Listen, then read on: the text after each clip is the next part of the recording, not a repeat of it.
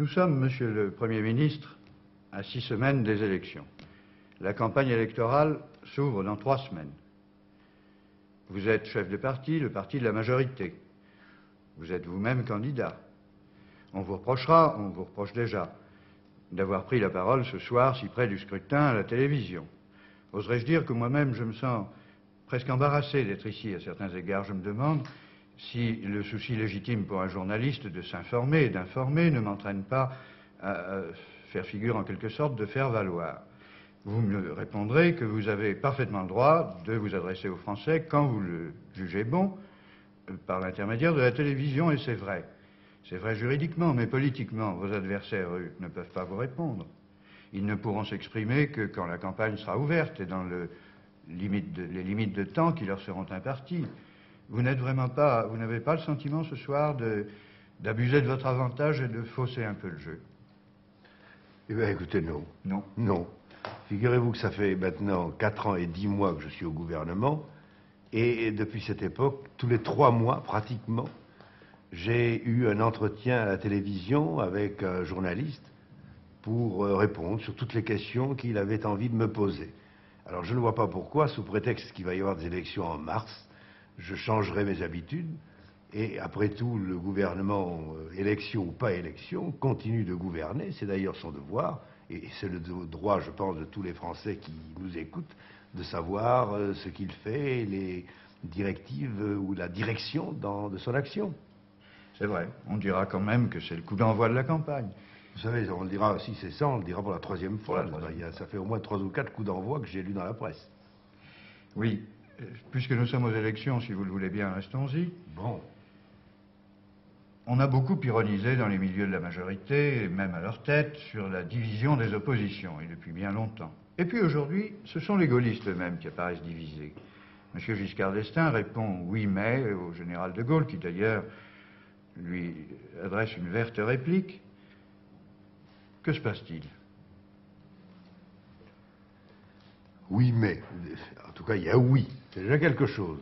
Et puis, voyez-vous, en politique, le but n'est pas de donner des places de députés ou de ministres ou de présidents à un certain nombre d'hommes. Le but, c'est de définir une politique, une action, de la faire approuver par le pays et ensuite de l'appliquer ou de tâcher de l'appliquer au gouvernement. Or, gouverner, c'est décider. Décider, c'est choisir, et c'est choisir entre des solutions qui présentent toujours des avantages et des inconvénients. De telle sorte que je dirais volontiers que gouverner, non seulement on ne gouverne pas avec des mais, j'irai plus loin, gouverner, c'est l'art d'éliminer les mais. Ça n'est pas vrai seulement, permettez-moi de vous le dire, du gouvernement lui-même, c'est vrai de l'action des députés. Est-ce qu'un député, au moment où il prend une décision, au moment où il vote la censure ou ne la vote pas, est-ce que les mais, les si et les car comptent à ce moment-là? En somme, les élections seront oui ou non. Oui les ou non, élections de Gaulle, ne oui peuvent non. être que comme toute décision politique, que oui ou non. Il faut choisir, il faut se décider. Le dialogue, la discussion, la délibération, c'est avant la décision. Il y en a entre la majorité et le gouvernement, à l'intérieur du gouvernement. Il y en a, croyez-le bien, même avant les décisions du président de la République. Mais quand c'est décidé, c'est terminé. Il faut savoir si on est pour ou si on est contre. Il n'y a pas d'action politique en dehors de cela.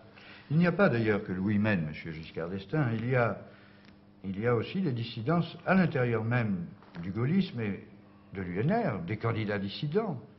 Pourquoi? Quelle est votre réaction devant cette indiscipline? Ah, vous ne m'épargnez pas. Eh bien, écoutez, je ne crois pas qu'il y ait des dissidents gaullistes. Il y a des dissidents du gaullisme, ce qui est tout à fait différent.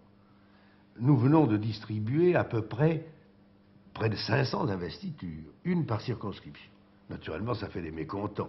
Le contraire serait étonnant. J'ajoute qu'il y en a qui sont parfaitement sincères, qui croyaient profondément qu'ils étaient meilleurs candidats que ceux qu'on a désignés. Et puis il y a aussi des ambitieux déçus. Tout ça est naturel. Tous ne sont pas des ambitieux déçus. Non, mais il y en a. Il y en a. Mais à partir du moment où ils se présentent contre les candidats investis par la Ve République, à partir de ce moment-là, ils tournent le dos à la Ve République. Ils tournent le dos aux gaullistes et par voie de conséquence à De Gaulle. Il faut qu'ils le sachent et il faut qu'on le sache. vous me permettrez une comparaison, n'est-ce pas? Supposez un homme qui est malade, il a une pneumonie.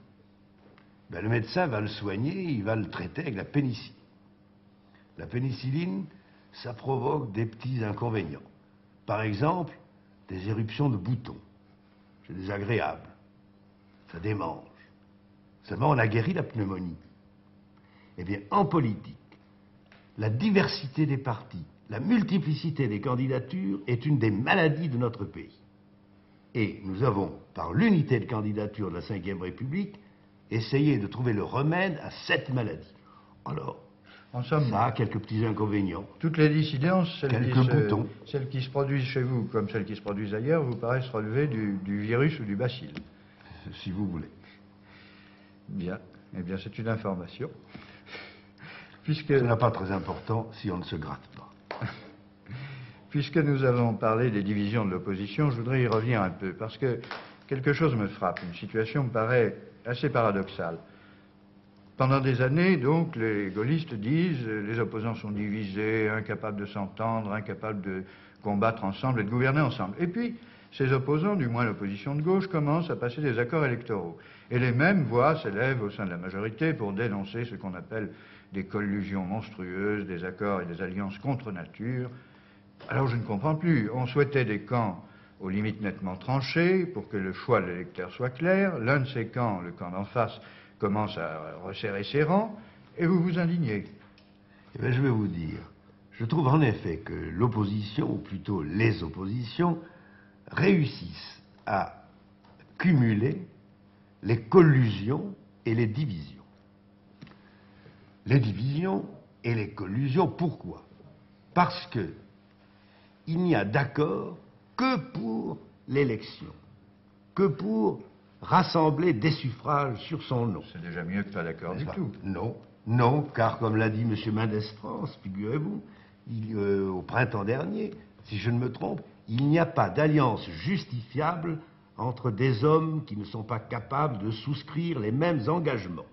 Et une élection uniquement pour se faire élire, uniquement pour éliminer le pouvoir personnel, comme on dit, c'est-à-dire en réalité pour prendre les places de la majorité actuelle, eh bien une entente de cet ordre n'est pas valable. Ce n'est pas une véritable alliance, car il n'y a derrière ni gouvernement possible, ni programme commun, ni action définie, il n'y a rien.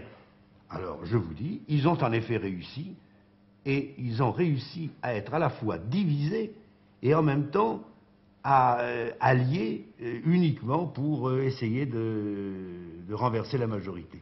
Je trouve qu'ils cumulent les inconvénients et que notre indignation est aussi justifiée contre la division que contre la collusion. Vous avez prononcé le nom de M. Mendès France. Je sais que vous irez à Grenoble dans le cours de la campagne. Est-ce que vous envisagez de tenir avec lui, d'avoir ce débat public pour lequel il s'est déclaré prêt? J'ai justement, c'est vrai, trouvé dans mon courrier d'aujourd'hui une lettre de M. Mendès France qui me propose de tenir une réunion commune à Grenoble.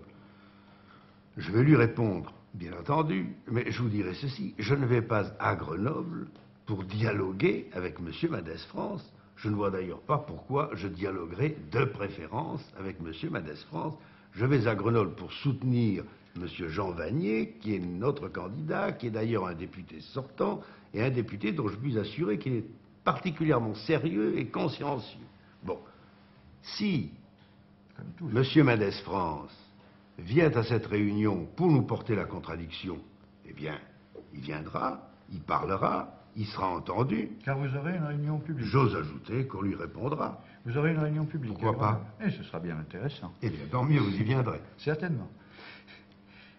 Je voudrais aborder une dernière question sur le plan des élections avant que nous passions peut-être à d'autres sujets. Une question qui me paraît particulièrement délicate à formuler. On a parfois l'impression, quand on observe le début de la campagne, qu'une lourde machine s'est mise en marche. La majorité recourt aux procédés les plus modernes et, soit dit en passant, souvent les plus coûteux de la persuasion, de la propagande. Certains de ces candidats vont même plus loin. Ils n'hésitent pas à user du fait qu'ils sont associés peu ou prou à la puissance publique, et ils promettent beaucoup, des crédits, des subventions, des réalisations. Quelques-uns même vont encore plus loin et menacent. Ils laissent entendre que si la ville ou la région vote mal, eh bien, ils seront mal défendus et mal servis. Tout cela choque, tout cela heurte. Ne craignez-vous pas que les Français aient parfois l'impression que la loyauté du jeu n'est pas tout à fait respectée? Écoutez, vous avez tort de poser cette question. Vous avez tort de poser cette question, car elle ne répond pas à la réalité. Promenez-vous dans Paris, il y a en ce moment un certain nombre d'affiches. Elles ne sont pas spécifiquement les affiches de la majorité, et en tout cas, vous n'y verrez pas mon portrait. Rendez-moi cette justice. Quant à dire que les candidats de la majorité disent qu'ils s'occuperont de leurs électeurs, les candidats de l'opposition aussi. Soyez tranquilles.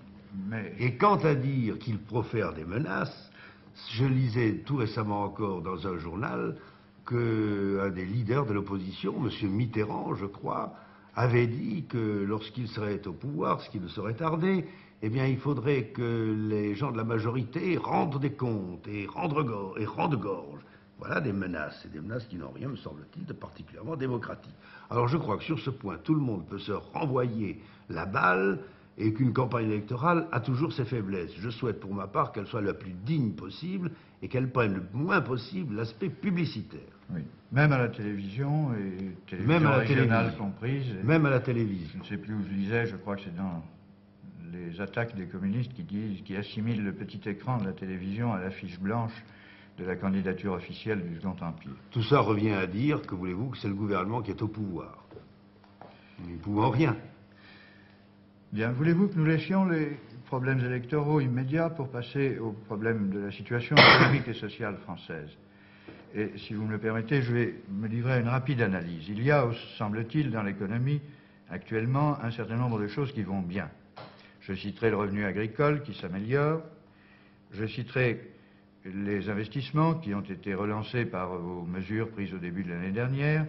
Je citerai la mise de l'industrie française en mesure de se moderniser et de faire un effort productif important dans l'avenir et qui est réel, effort réel. Je citerai également les prix qui n'ont augmenté que de 2,7% pour l'année 66. Puis il y a une seconde catégorie de choses qui vont moins bien, d'éléments moins favorables. Vous les connaissez, le commerce extérieur de nouveau déficitaire, la demande intérieure qui fléchit, la production industrielle surtout qui est stagnante depuis l'été. Ensuite, on peut se demander si les objectifs du plan seront atteints, et beaucoup pensent qu'ils ne le seront pas dans de nombreux domaines. L'impasse budgétaire a reparu. Si vous le voulez bien, nous laisserions de côté, si vous êtes en gros d'accord avec cette analyse, ces éléments-là pour nous limiter aux deux problèmes qui préoccupent le plus les Français, aux deux points noirs, qui me paraissent être les suivants. D'abord, l'industrie du bâtiment, industrie clé, traverse une période de dépression. Et cela alors que le logement demeure une plaie sociale pour des millions de Français, de jeunes ménages en particulier. Ensuite, l'emploi.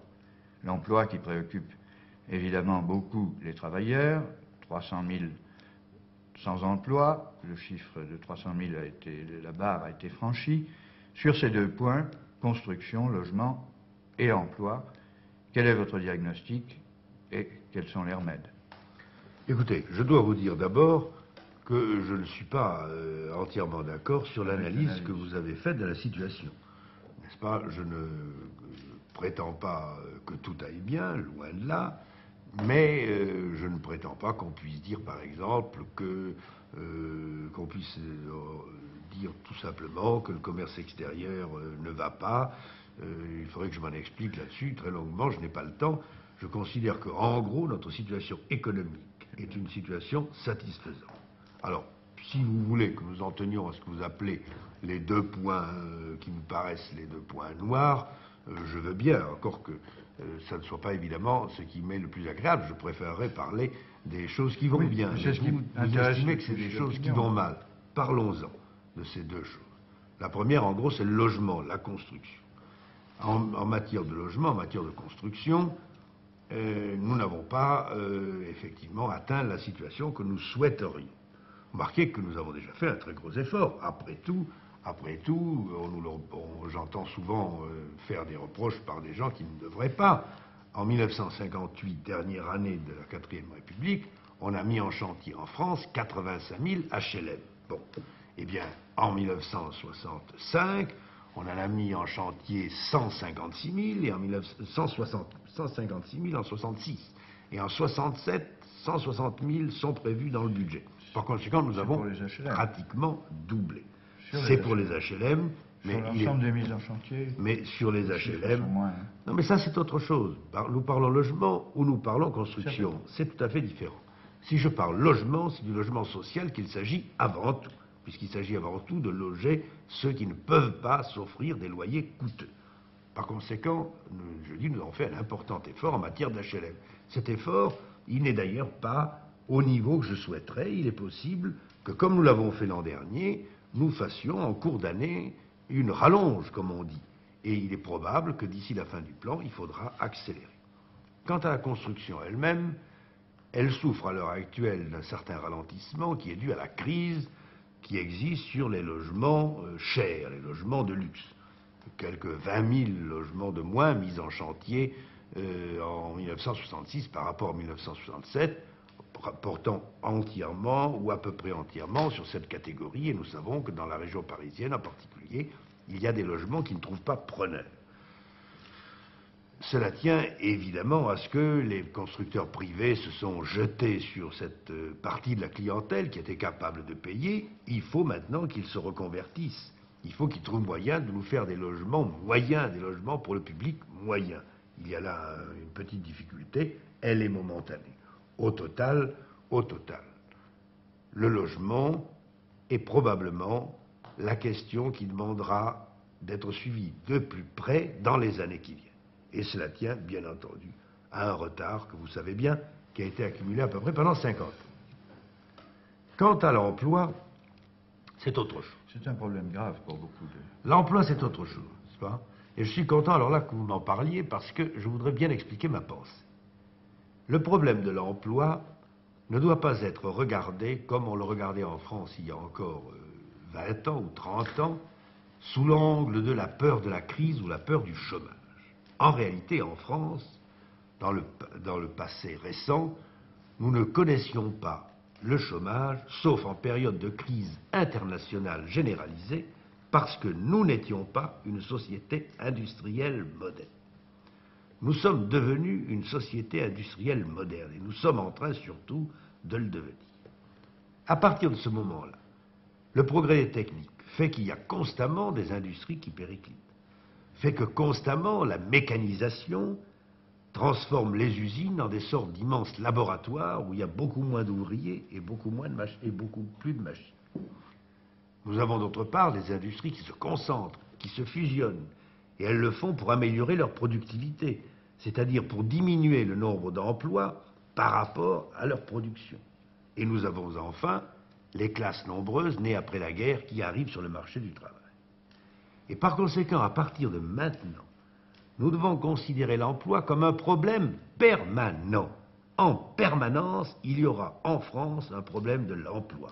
En permanence, on devra veiller à ce que l'emploi soit assuré aux Français. Ce n'est pas une question momentanée et pour laquelle nous allons trouver une solution définitive. C'est un problème permanent et pour lequel il faudra une attention constante. Et ne vous y trompez pas, le gouvernement et moi-même, nous portons à ce problème une attention de tous les jours. D'abord, nous assurons l'expansion, nous maintenons l'expansion, car c'est l'expansion qui est le vrai remède à la crise de l'emploi possible. Et vous parliez tout à l'heure de ralentissement, je me permets de vous signaler que tout de même, les 3 derniers mois de l'année 1966 nous donnent une croissance de la production industrielle supérieure de 6,3% aux 3 derniers mois de l'année 65, qui était déjà en reprise.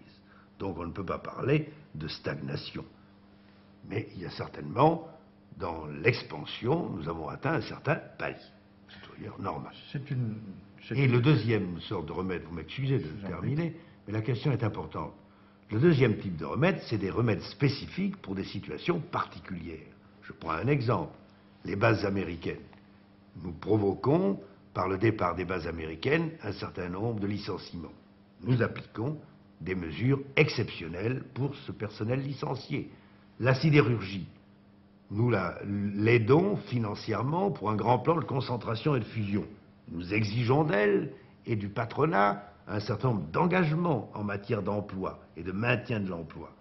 Les cadres sont à l'heure actuelle soucieux de leur situation. J'ai demandé, vous le savez, à M. Jox, qui me l'a remis il y a 3 jours, un rapport pour essayer de voir si un certain nombre de cadres peuvent être reclassés dans le secteur d'État. Tout ça, c'est des mesures spécifiques pour des besoins spécifiques. Mais je le répète une dernière fois, dans une société industrielle, le problème de l'emploi est le problème majeur et c'est un problème permanent et le gouvernement doit en permanence s'attacher non pas à sa solution, mais à la solution des questions du moment en sachant que d'autres vont surgir derrière. C'est une réponse claire et courageuse. J'enregistre que sur l'effort de transformation et d'adaptation de l'appareil productif dans une société industrielle, il y a un problème permanent de l'emploi. Absolument. Et vous ne considérez comme parfaitement tout à fait négligeables les difficultés actuelles dans la mesure, celles qui dépendent uniquement de difficultés de ralentissement de la production dans le moment présent. Celles-là vous paraissent marginales. Le problème de fond permanent, c'est celui de l'adaptation de l'appareil productif dans une société industrielle. Parfaitement, et c'est pourquoi, en fin de compte, un seul remède, l'expansion.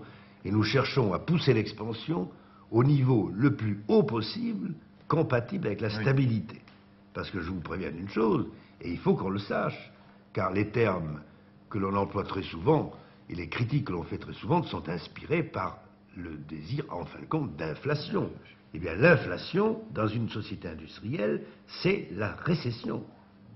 Car, et je m'en explique en un mot aussi, notre production, à l'heure actuelle, elle dépasse nos besoins. Nous sommes obligés d'exporter. Et, par conséquent, si nous ne pouvions plus exporter parce que nous produisons trop cher, ou si nous ne pouvons plus importer les matières premières parce que nous n'avons plus de devises, immédiatement, nous créons le chômage chez nous. L'inflation, dans une société industrielle, crée le chômage. Et voilà pourquoi nous cherchons l'expansion, mais nous cherchons l'expansion dans la stabilité. C'est un équilibre permanent, difficile, il faut tout le temps se rattraper à un coup de pouce, un coup d'arrêt. C'est comme la conduite de la voiture, je l'ai déjà dit. C'est vrai. Je voudrais dire un mot des problèmes sociaux d'une façon large. Ce petit livre que j'ai là, qui est le recueil des statistiques officielles, montre que les salaires moyens et les bas salaires, depuis plusieurs années, depuis un certain nombre d'années, tendent à s'écarter l'un de l'autre. Les bas salaires sont relevés moins vite que les salaires moyens. En d'autres termes, les disparités sociales, à la base, tendent à s'accentuer. D'un autre côté, la prudence actuelle des chefs d'entreprise, pour ne pas dire leur pessimisme, et l'état lamentable de la Bourse de Paris, incitent à la modération. Entre ces deux limites, comment pensez-vous pouvoir inscrire l'amorce d'une réforme sociale? Et quelle réforme? Oh, mon Dieu, quelle vaste question. C'est un grand problème. Quelle vaste question. Je me sens, je l'avoue, incapable de répondre en quelques instants. Je vous dirai simplement ceci. En ce qui concerne les statistiques, les bas salaires se sont relevés, dites-vous, moins vite que les salaires moyens. C'est exact, dans la mesure où nous étions un pays qui avait un très grand besoin de cadres et où les cadres moyens et supérieurs étant très recherchés ont obtenu plus facilement des salaires élevés. Mais ce que les statistiques ne disent pas, c'est que le nombre des bas salaires tend considérablement à diminuer. Je prends un exemple. Il y a 7 ou 8 ans, à peu près 5 à 600 000 travailleurs payés au SMIC. Eh bien, à l'heure actuelle, il y en a environ 150 000. Alors, ceci est tout de même l'indice que l'évolution n'a pas été tout à fait celle que vous dites. Quant au fait que nos investissements sont rendus difficiles, ils sont rendus difficiles pour un certain nombre de causes, et qui sont en particulier que les marges bénéficiaires ont eu tendance à se restreindre. Mais c'est en particulier à cause de la hausse des salaires et des autres éléments du prix de revient d'ailleurs. Alors, une réforme sociale, c'est certainement avant tout, à mes yeux, la volonté de remédier aux inégalités, par conséquent, de diminuer cet écart. C'est ce que je cherche à faire en matière de SMIC. Vous me direz, ce que vous faites est petit. C'est vrai, ce n'est pas gros. Il n'en reste pas moins qu'après tout, j'ai augmenté le SMIC volontairement 5 ou 6 fois, et qu'on ne l'avait pratiquement jamais fait auparavant, que j'ai ramené le nombre des zones de 12, je crois, à 4, n'est-ce pas? Eh bien, 4, c'est peut-être encore trop, mais enfin, c'est moins que 12, n'est-ce pas? Et de tout ainsi, l'aménagement du territoire est sur ce point un effort considérable pour diminuer ou se faire disparaître ces zones de bas salaire qui sont dues en général à une faible industrialisation. Et tenez, hier, j'étais à La Rochelle et les représentants du personnel d'une usine me disaient qu'ils avaient obtenu des salaires supérieurs à ce qu'étaient les salaires dans la région. Pourquoi? Parce qu'on y a créé une grande industrie. La grande industrie amène les hauts salaires. Reste d'immenses problèmes, et notamment tout ce qui est la participation des travailleurs au profit en capital, l'association des travailleurs à l'association des travailleurs à la gestion économique du pays, tout ce que, très sommairement d'ailleurs, on simplifie beaucoup quand on parle à ce propos-là de cet amendement. Il y a bien d'autres aspects à ce problème et bien d'autres solutions. Tout ce que je puis vous dire, c'est que c'est le problème des réformes fondamentales, que nous y sommes engagés déjà en 1959 par l'ordonnance qui a créé des possibilités d'association des travailleurs, que nous nous y engagerons à nouveau, nous ferons de nouveaux pas en avant. Ce sera une des tâches importantes certainement de la prochaine législature, je le pense, mais les réformes sociales profondes ne seront réalisées que le jour où la France sera devenue un pays réellement et totalement prospère, et où nous aurons réalisé l'égalité dans la répartition des biens et des fruits de cette prospérité. Alors ça, c'est encore une tâche de longue haleine, et c'est encore, comme le problème de l'emploi, une préoccupation permanente. J'entends bien. Si vous le voulez bien, nous pourrions passer un peu à la politique étrangère. Nous avons parlé d'économie, nous avons parlé de problèmes sociaux, on en vient tout naturellement à l'Europe. D'autant plus naturellement que, après la visite du chancelier et du ministre des Affaires étrangères allemand à Paris, vous attendez la venue du Premier ministre et du ministre des Affaires étrangères anglais. Je sais bien qu'il est impossible d'anticiper les propositions que vous apporteront les dirigeants britanniques, mais au cas où la Grande-Bretagne formulerait une demande d'adhésion au marché commun tel qu'il est, y compris le marché commun agricole, quelle serait la réaction de la France? Écoutez, je ne peux pas répondre, je vous le dis tout de suite, à une question ainsi formulée pour deux raisons. La première, c'est que nous attendons M. Wilson et M. Brown dans les jours qui viennent, et je ne vais pas donner au public la réponse que nous ferions éventuellement à leur demande. La seconde, c'est que nous ne savons pas si nous ouvrons cette demande, nous ne savons pas exactement ce qu'ils vont nous dire, et que la première chose que nous ferons, ça sera d'écouter, de les entendre, de les écouter, de voir ce qu'ils souhaitent, ce qu'ils désirent, ou ce qu'ils ont à nous dire, et en fonction de cela, évidemment, nous réfléchirons à l'attitude de la France. Il n'y a rien, en tout cas, chez nous, d'hostile à la Grande-Bretagne, bien au contraire, mais enfin, j'ai déjà eu l'occasion, quand je suis allé à Londres et que j'ai vu M. Wilson et M. Brown, de souligner à quel point, dans bien des aspects de la politique générale et de la politique économique, il subsiste des différences entre la Grande-Bretagne et l'Europe continentale. Alors où en sont-ils? Je ne le sais pas. C'est à eux de nous le dire et nous verrons. Sur l'union politique de l'Europe, la position du gouvernement français n'a strictement pas varié. Et Nous en sommes toujours au même point. Nous souhaitons que sur la base de l'union économique, de la communauté économique, se développe tout au moins ou s'amorce une tendance vers une union politique, vers une harmonisation des politiques. Nous avions jadis fait des propositions. Nous restons exactement dans le même état d'esprit. Ça dépend un peu de nos partenaires, ça dépend même beaucoup de nos partenaires. Mais sur ce point, nous avons senti, avec les Allemands certainement, une volonté de coopérer plus directement à l'intérieur des CIS, bien entendu, et avec la France en particulier, qui peut nous laisser quelques espérances pour l'avenir. Oui. À propos de l'Allemagne, dirais-je de l'autre Allemagne, M. Couve de Merville, il y a quelques jours, a fait des déclarations sur ce point précis. Pourquoi, au fond, la France ne serait-elle pas amenée, dans un avenir pas très éloigné, à reconnaître l'Allemagne de l'Est? Nous avons, sur ce point, depuis longtemps, défini notre position. Nous l'avons d'ailleurs répété aux dirigeants soviétiques. Nous ne considérons pas l'Allemagne, ce que vous appelez l'Allemagne de l'Est, comme un État. Nous ne considérons pas qu'elle remplisse les conditions qui sont celles d'un État. Nous n'avons donc pas de raison de la reconnaître. Sur un plan plus large, l'année 1966, en matière de politique étrangère, a été marquée par une sorte de réorientation de la politique extérieure de la France. Il y a eu d'un côté le retrait de l'OTAN, de l'autre le voyage du général de Gaulle en Union soviétique, le voyage de M. Kosygin en France. Quelles sont les limites que vous assignez, si vous en assignez, à ce rapprochement avec l'Est, et quelles sont les limites aussi que vous assignez à la brouille avec l'Ouest et avec l'allié américain? Je ne voudrais pas employer le mot brouille, je vous en laisse l'entière responsabilité. Le journaliste qui n'engage que lui-même. Pour le reste, vous me demandez quelles limites nous assignons à notre politique de rapprochement avec l'Est, voire d'un certain éloignement de ce que vous appelez l'Ouest. Je suppose que ça veut dire d'ailleurs surtout les États-Unis. C'est des questions auxquelles il serait presque impossible de répondre, et il faudrait connaître en tout cas l'avenir. Mais je vous dirais ce que je crois fondamental. Ce que je crois fondamental, c'est ceci. La base de notre politique étrangère, c'est l'indépendance. Nous voulons avoir notre indépendance parce que nous voulons pouvoir déterminer notre politique et en particulier atteindre ou essayer d'atteindre nos propres objectifs qui sont la paix, le rapprochement et les bonnes relations avec tous les peuples, etc. Pour ça, il nous faut l'indépendance.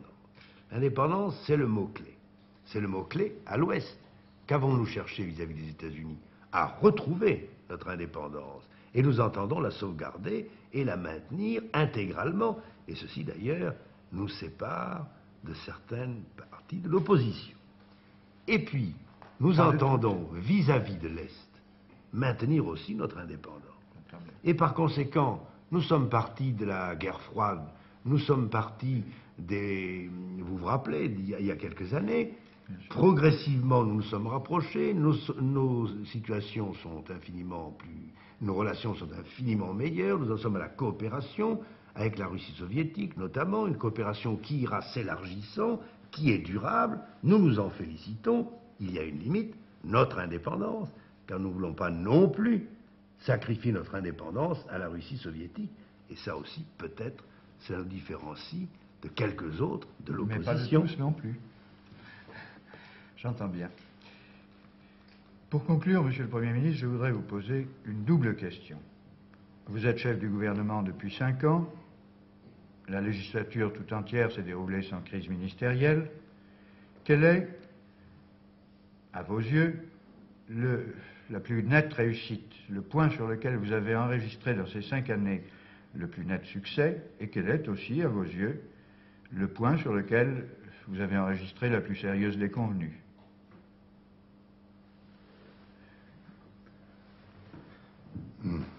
Écoutez, je laisserai de côté, bien entendu, tout ce qui est la politique extérieure, la fin de la guerre d'Algérie, toutes les choses qui sont des choses capitales, bien sûr, mais qui ne répondent pas, je crois, à l'esprit de votre question.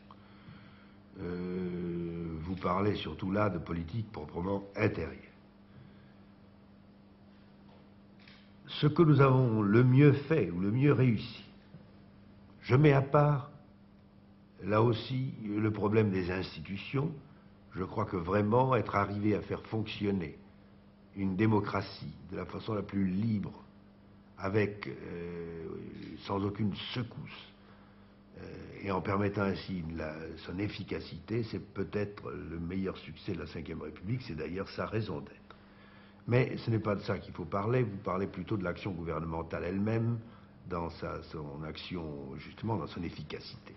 Alors je vous dirai ce que je considère que nous avons le mieux fait, et qu'en particulier moi-même j'ai peut-être le mieux réussi, ou qui m'a donné le plus de satisfaction, c'est l'éducation nationale.